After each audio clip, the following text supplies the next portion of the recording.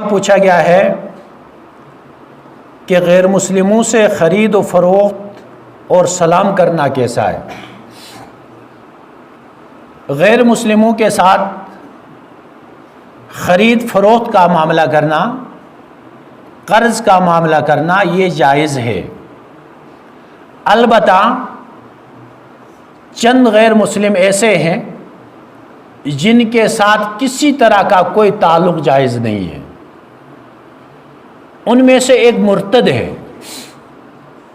مرتد اس کافر کو کہتے ہیں جو پہلے مسلمان ہو، اسلام سے پھر چکا ہے، کسی دوسرے مذہب کو اپنایا، وہ مرتد کہلاتا ہے، اور اس کے ساتھ کسی طرح کے کوئی لین دین کرنا یہ شرعاً جائز نہیں ہے۔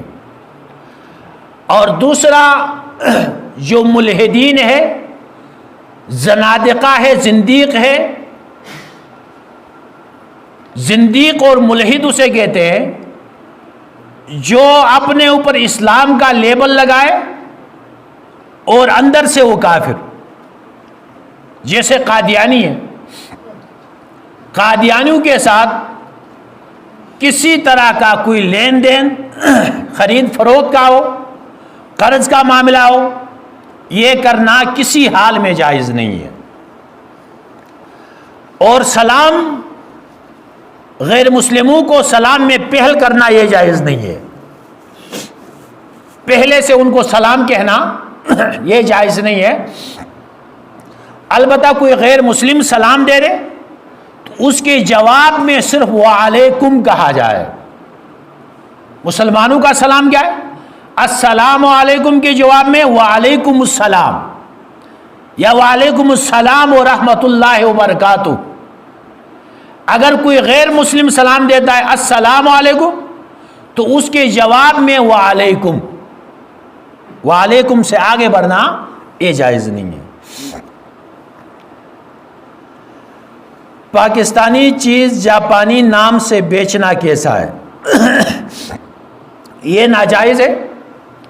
ایک تو اس میں جھوٹ ہے جو گناہ کبیرہ ہے، اور دوسرا دھوکہ ہے، اور دھوکے والے کو آپ صلی اللہ علیہ وسلم نے فرمایا من غش فلیس منا، دھوکہ باز بندہ یہ ہمارے جماعت میں سے نہیں ہے، اس کے لیے بہت بڑی وعید آئی ہے۔ تو لہٰذا ایسا کرنے والا ایک تو جھوٹ کا ارتکاب کر رہا ہے جو گناہ کبیرہ ہے، اور دوسرا دھوکہ دہی کا مجرم ہے۔ درزی کے پاس تھوڑا کپڑا بچ جائے تو کسی غریب کو دے سکتا ہے یا نہیں؟ نہیں دے سکتا ہے۔ درزی کے پاس کپڑے سلائی کرنے کے بعد جو کپڑا بچتا ہے، وہ جو کپڑا سلوانے والا ہے وہ اس کا مالک ہے، اس کے اجازت کے بغیر یہ کپڑا درزی کے لیے خود اپنے استعمال میں لانا یا کسی غریب کو صدقہ کرنا یہ جائز نہیں ہے، اور اگر ایسی ضرورت ہو تو وہ مالک سے اجازت لے کر صدقہ کیا جائے۔ عورت تکبیر تحریمہ کے وقت ہاتھ باہر نکالے گی یا نہیں؟ عورت ہاتھ باہر نہیں نکالے گی، اوپر چادر اوڑھی ہوئی ہے، ہاتھ یوں اٹھائے، کانوں تک بھی ہاتھ نہیں ہے، اس کے کندھے تک ہے، تو یوں ہاتھ اٹھا کے باہر نہ نکالے بلکہ کپڑے کے اندر ہی ہاتھ اوپر کر لے، یہ اس کے لیے درست ہے۔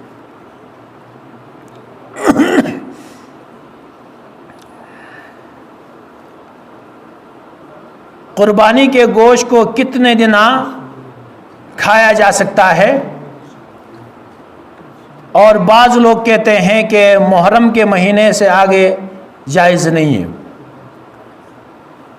قربانی کا گوشت جہاں تک ممکن ہو ذخیرہ کر کے اپنے استعمال میں لایا جا سکتا ہے، اور ایسی کوئی بات نہیں ہے کہ محرم کے مہینے کے بعد اسے استعمال میں لانا یہ جائز نہیں ہے، اس کی شرعی کوئی حیثیت نہیں ہے۔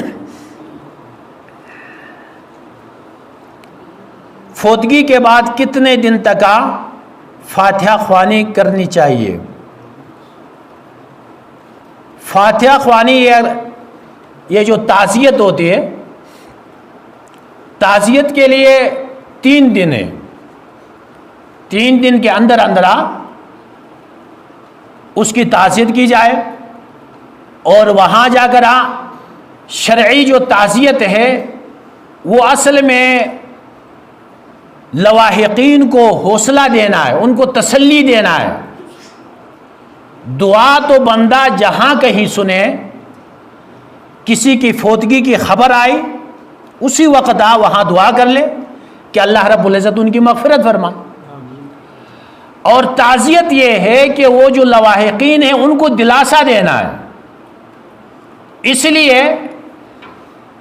تعزیت کے لیے فقہا نے لکھا کہ 3 دن کے اندر ہو.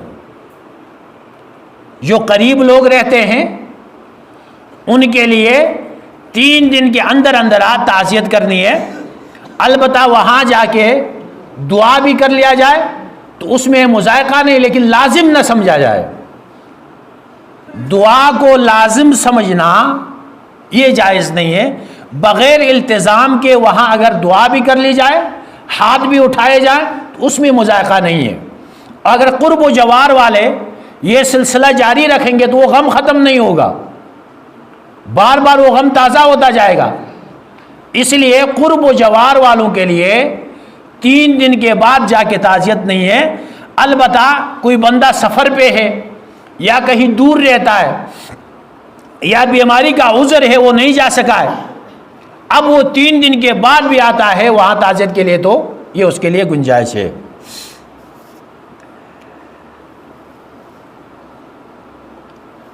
بعض لوگ قرآن کی تلاوت بغیر ہونٹ ہلائے کرتے ہیں، اس تلاوت کا ثواب ہوگا یا نہیں؟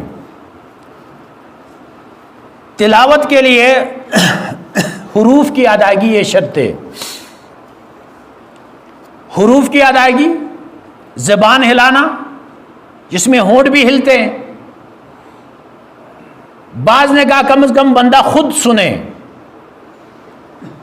اور بعض حضرات علماء کرام نے کہا کہ اگر زبان ہلا لے ہو مخارج پہ تو یہ تلاوت کے حکم میں ہوگی. اب ایک بندہ ہے وہ قرآن کھول کے اس کا تصور کر رہا ہے، زبان سے تلفظ نہیں کر رہا، دل دماغ میں اس کا تصور کر رہا ہے، تو یہ تلاوت کا ثواب نہیں ملے گا.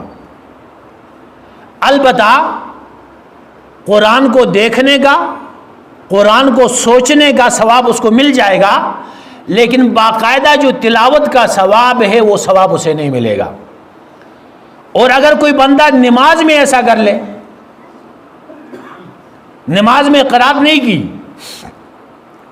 زبان نہیں ہلائی، ہونٹ نہیں ہلے، صرف دل میں وہ تصور کر رہا ہے، سورہ فاتحہ تصور کی، پھر اس کے بعد کوئی دوسری صورت تصور میں وہ پڑھتا رہا، تو اس کی نماز بھی نہیں ہوگی. کیونکہ قرات نماز کے لیے یہ ضروری ہے، اور قرات تب ہوگی جب کہ زبان ہلائی جائے اور مخارج ادا کیے جائے.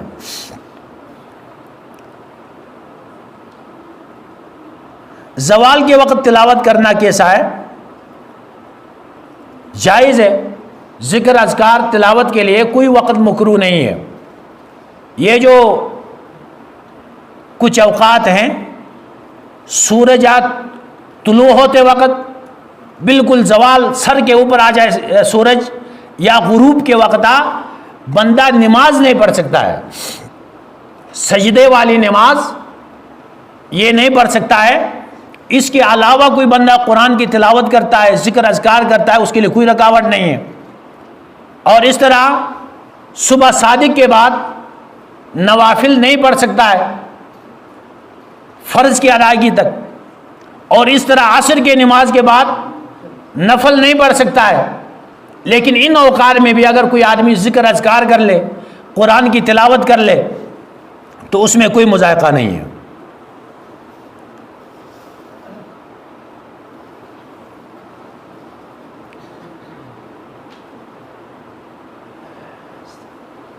شادی بیاہ کے حوالے سے منگ میں بھی ایک کمیٹی بنائی گئی ہے اور بعض دیگر علاقوں میں بھی ایک اصلاحی کمیٹی بنائی گئی ہے جس میں ہمارے جو رسومات ہیں ان کو کم کیا گیا ہے۔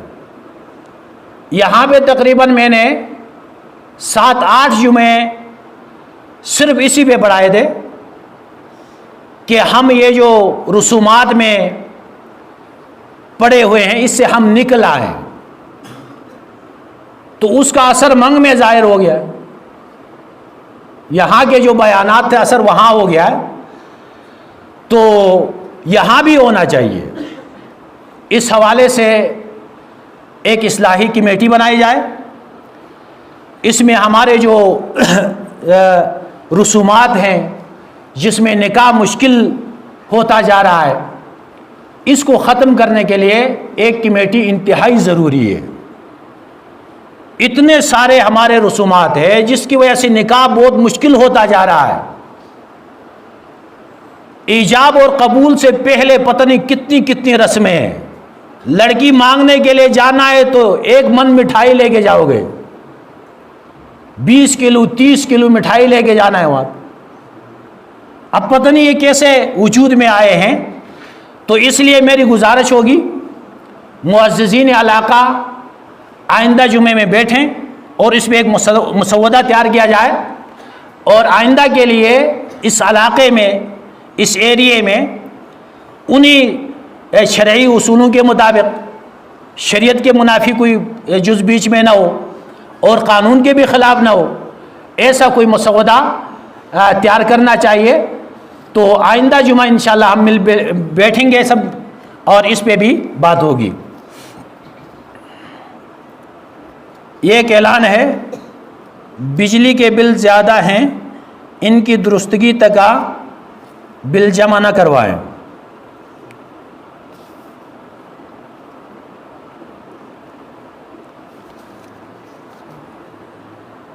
تو اللہ رب العزت ہمیں ان مسائل کو سمجھ کے ان پہ عمل کی توفیق عطا فرمائے۔ سنتیں ادا کر لیں۔